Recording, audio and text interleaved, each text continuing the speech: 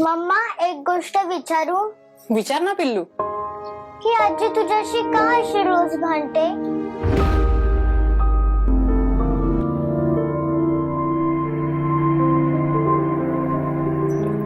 माधवी दे हा भाडेकरू कुठे गेला? काय माहित मंग्या भाऊ, गेले 2-4 दिवस मी त्यांना पाहिलं सुद्धा नाहीये.